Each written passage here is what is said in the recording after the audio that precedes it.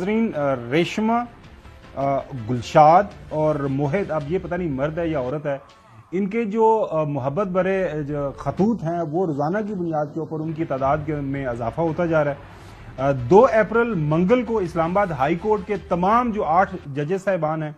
Chief justice عامر فاروق سمیت سب کو خط ملا۔ اس خط کے اندر ایک پاؤڈر تھا، وہ جو پاؤڈر ہے اس کی ابھی تک جو تحقیقات کی گئی ہیں، آرسینک اس کے اندر پایا جا رہا ہے۔ پنجاب لیبارٹری نے یہ اس کی تحقیق کی ہے اور یہ مضر صحت پاؤڈر ہے، اور اس کی مقدار کتنی جان لیوا ہے اس کے اوپر مزید تحقیقات ہو رہی ہیں۔ 3 اپریل کو ناظرین بدھ کے روز سپریم کورٹ کے چیف جسٹس قاضی فائز عیسیٰ صاحب سمیت جسٹس منصور علی شاہ، جسٹس جمال خان مندوخیل صاحب، جسٹس امین الدین، جسٹس اطہر من اللہ کو بھی اسی طرح کے خطوط ملے، دھمکی امیز خطوط، ان کے اندر ڈفرنٹ قسم کے نشانات بھی پائے گئے تھے۔ اور یہ جو یہاں پہ خط بھجوائے یہ گلشاد نامی خاتون کی طرف سے بھجوائے گئے تھے، پہلے ریشمہ نامی خاتون کی طرف سے۔ اب جو 3 اپریل بدھ کو پہلے لاہور ہائی کورٹ کے 4 ججز صاحبان، جس میں جسٹس شجاعت علی خان صاحب ہیں، جسٹس شاہد بلال حسن صاحب ہیں، جسٹس عالیہ نیلم صاحبہ ہیں، اور جسٹس عابد عزیر شیخ صاحب جو ہے ان کو یہ خطوط ملے۔ اسی طرح 4 اپریل کو chief justice Lahore high court Malik Shahzad Ahmad Khan صاحب کو ایک خط ملا۔ آج جو ہے 5 اپریل کو لاہور ہائی کورٹ میں ایک بار پھر جسٹس علی باقر نجوی صاحب کے نام اسی طرح کا ایک دھمکی امیز خط ان کو ملا ہے،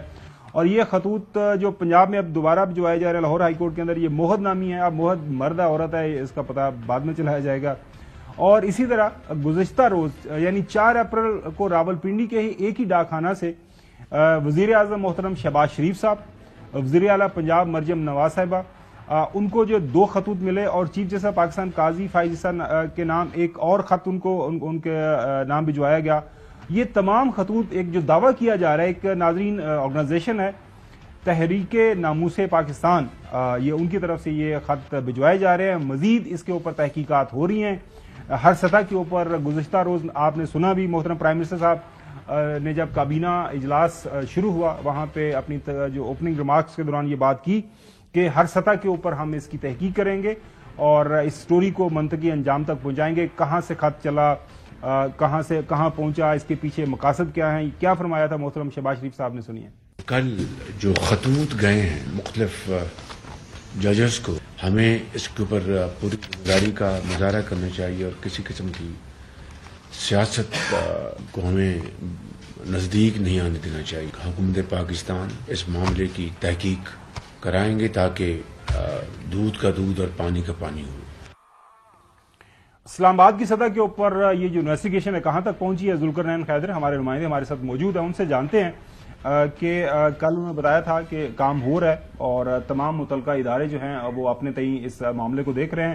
ذوالقرنین، ابھی تک کیا آپ کے پاس خبر ہے، کوئی سرا ہاتھ میں آیا ہے، کوئی پتہ چلا ہے کون ہے پیچھے، اس کی وجہ کیا بن رہی ہے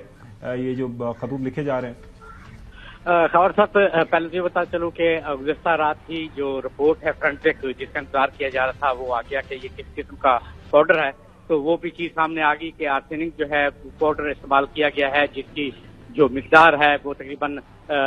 15% جو ہے ایک لفافے میں، ایک میں 16% ہے، ایک میں 14% ہے، جو کہ زہر تو ہم کہہ سکتے ہیں لیکن یہ خطرناک نہیں ہے بھی۔ یہ مقدار 70 سے اگر 100% ہو تو پھر وہ زیادہ خطرناک جو ہے وہ ہو سکتا ہے، اور البتہ یہ پاؤڈر جو ہے آنکھوں میں سوزش، پھیپھڑوں میں بھی جلن جو ہے سوزش کر سکتا ہے، گلا بھی خراب ہو سکتا ہے، یعنی انسان کو تکلیف دے یہ ہے پاؤڈر۔ اس کے بعد جو ہے اب پنجاب یعنی لاہور کی جو سی ٹی ٹیمیں ہیں، اسلام آباد کی سی ٹی ٹیمیں ہیں، انہوں نے اب کولابریشن کی ہے آپس میں، اور مشترکہ تحقیقاتی ٹیمیں جو ہیں وہ بھی بنا دی ہیں، 3 ٹیمیں بنائی گئی ہیں۔ ڈی ایس پی لیول کا جو افسر ہے وہ ان ٹیموں کی سربراہی کر رہا ہے۔ جو لاہور کی ٹیم ہے اس میں 17 اہلکار جو ہیں وہ شامل کیے گئے ہیں، اور وہ اسلام آباد، کیونکہ اب ایک چیز یہ بھی سامنے آئی ہے کہ یہ تمام جو خط ہیں جو لاہور بھی جو خط گئے ہیں وہ صرف راولپنڈی سے نہیں، اسلام آباد کے بھی کچھ علاقے ہیں یہاں سے بھی پوسٹ ہوئے ہیں، تو اب یہ جوائنٹ جو ہے ورکنگ ہوگی پنجاب اور اسلام آباد میں، اور یہ بیٹھ کے یہ پھر کریں گے۔ مسئلہ یہ ہے کہ جہاں جہاں جس جگہ پہ ان کو شبہ ہے وہاں جب جاتے ہیں تو CCTV کیمرہ جو ہے اگر پہلے تو ہے نہیں، جہاں پر ہے تو وہ خراب ملتا ہے، जिसकी वजह से अभी तक हम ये कह सकते हैं कि इनको कोई फ्रूटफुल एविडेंस ऐसा नहीं मिला जिससे हम ये कहें कि ये फौरी तौर पे जो केस है ये ब्रेक हो जाएगा। तो अभी इसमें टाइम जो है वो लगेगा। पुलिस हुकाम का यही कहना है कि हम इस पर पूरी कोशिश कर रहे हैं, लेकिन अभी हम अंधेरे में ही हैं, हमें कोई साफ शवायद जो है वो अभी तक नजर नहीं आ रहे। अपने तौर पे जो प्रोसेस है वो तो इन्होंने मुकम्मल कर लिया है। जुल्करनैन, यानी आपकी बातों से तो ये तासुर मिल रहा है कि यानी उम्मीद ना रखें इस केस को सॉल्व होने की, ये मिस्ट्री जो है ये कभी भी ये सॉल्व नहीं होगी। जिस तरीके से आप बातें कर रहे हैं कि जी अभी तक कोई सिरा नहीं मिल रहा, और पहले भी बहुत से ऐसे मुकदमात जब इस तरह के वाकयात हुए हैं तो उनके पीछे जब गए हैं तो उसको लॉजिकल एंड तक वो मामला नहीं पहुंच सका। तो ये जो तहरीके नामूसे पाकिस्तान कौन लोग चला रहे हैं, इसके पीछे कौन लोग हैं, क्या इन तक हम पहुंच पाएंगे? हसन, आपकी बिल्कुल बात ठीक है, लेकिन इन्वेस्टिगेशन जब चल रही होती है तो कोई एक चीज भी मिल जाए तो ब्रेक थ्रू हो जाता है। अगर ये इन्वेस्टिगेशन प्रॉपरली की जाती रही तो फिर जो है सिरा वो 100% मिल जाएगा। ऐसा नहीं है कि इसमें डिले जरूर हो जाता है, लेकिन बात हुई है कि क्या मंतकी अंजाम तक इसको पहुंचाना है या नहीं पहुंचाना। अगर तो पहुंचाना है तो फिर सिरा भी मिल जाएगा, नहीं पहुंचाना तो फिर बहुत सारी चीजें हैं वो चलती रहेंगी। अभी तक जो करंट सिचुएशन है वो तो बिल्कुल यही है कि इनके पास कोई अभी तक ऐसा क्लू इनको मिला नहीं है कि अब क्योंकि जो खतूत का सिलसिला है वो बढ़ता ही जा रहा है, तो इसीलिए जो है वो